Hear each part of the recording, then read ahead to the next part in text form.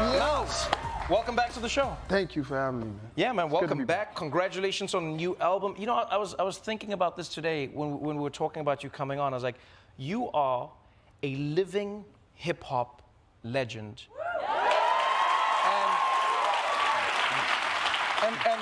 And I think the significance of that for me lies in the meaning both ways. One, you are still in the game, you're still doing it, you're still contributing, you're still making great music, but also you are a living hip-hop legend. We take for granted how many legends we've lost in hip-hop. We take for granted how many people aren't around who are part of that. Do you ever wake up in the morning and think to yourself, damn, so many of the people I started with in this game aren't here anymore, and I'm still here getting to be a part of it? All the time. All the time. Somebody, a friend of mine today, called me and told me, he said, you realize how long you've been around and how much you survived and things you've been through? You know, we just lost a hip-hop artist the other week, man, Takeoff, and, you know, may he rest in peace. And, you know, I lost so many friends even before I got into music. I didn't think I would get into music and then still see it going on. You know? You've done that. You've done more than just survive it. You've succeeded in it. You've thrived in it. And Thanks. I think what I love about this album is how it feels like you almost reminiscing whilst also writing a piece of the future. Yeah. You know, you've always been, till this day, everyone will say, one of the greatest lyricists that's ever lived. Wow, but the thank you, stories that you tell, you know, the way you weave. I mean, for instance, everyone who was in hip hop was familiar with like your beef with Jay-Z, right? What it was. Yeah. And then I loved how in here you talk about that beef, what it was, how it disappeared, but how you'll still text him saying, you know this isn't over, right? Well, when I released the track list for the album the other day, he released a picture with all his Grammys. Yeah, shout out to him. And a shout out to Hit Boy, who produced this album, the entire album. He produced the other two albums and also the album Magic. We slipped in 4 albums in 2 years. Yeah, you've been prolific. And the reason, thanks, man. Thanks.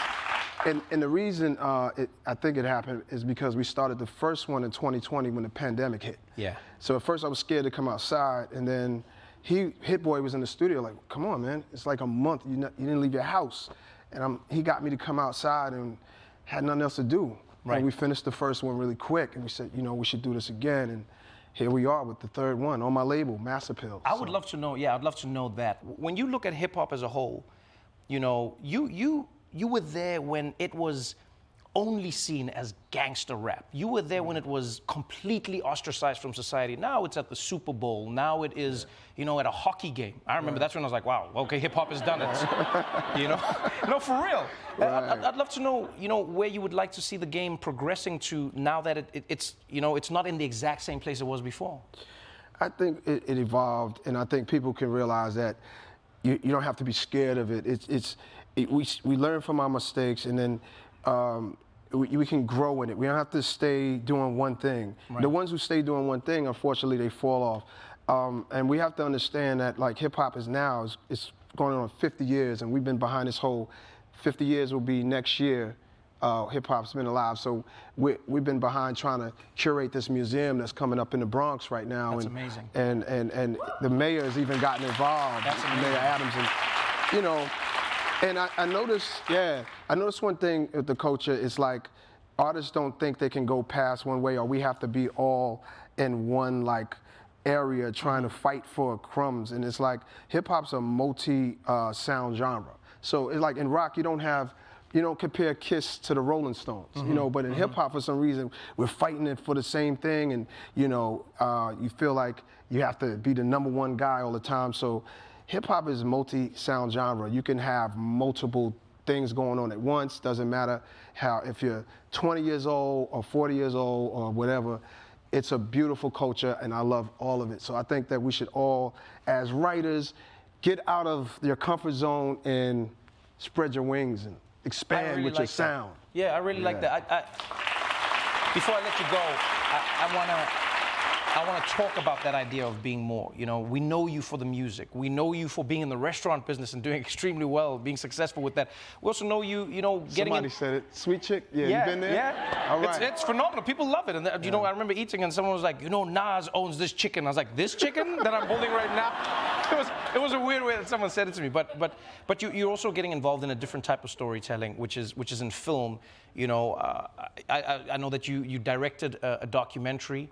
Yeah. You know, that talks about, you know, the supreme world of, like, it was this underworld in Queens. And I know you're also involved in a really fascinating story about the civil rights icons, everybody, Malcolm X, Martin Luther King Jr., etc. Yeah. What is it about that world that entices you? Why are you stepping into documentaries, filmmaking, etc., and doing well at it?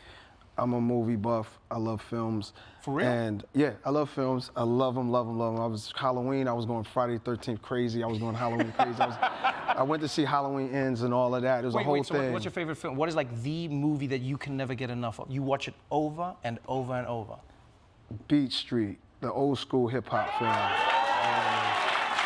Okay. That's my favorite. Then it comes to the Godfathers and all of that stuff. Okay. You know, Godfather's a family movie. You know, it's a beautiful thing. You know, but I love films. I love Steven Spielberg. I rapped about him on one of my first raps, and I always wanted to get into it. So the Supreme Team was one about an underworld organization in Queens long ago. We hear about the Gottis and all of those, John Gotti's and stuff, but we never really hear about this. So I like to uncover things, the good, the bad, the ugly in America. And his story was some innocent people and some people are guilty. Some are innocent, probably.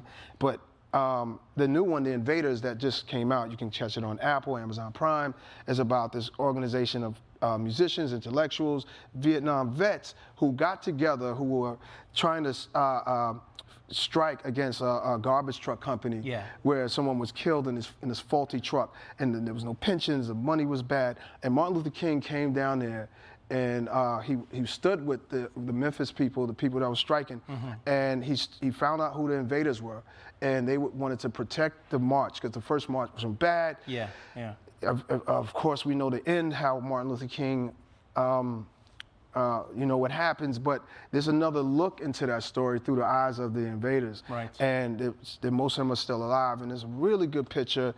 And it's 1967, and it's amazing. So there's so many stories to uncover all over the world, and here's my world. I want to talk about it. Another one besides Sweet Chick I got to tag is Cote, Michelin star restaurant. Cote, you gotta go. You gotta go. That's you? Yeah, I'm. It's not me, but I'm a part of it. Yeah, but still, that's you. Yeah, that's me. Wow. Yeah. Man of many talents. I appreciate you. Congratulations again. Thank you, man. Thank you so much for coming on the show. King's Disease 3 is out now. Nas, everybody.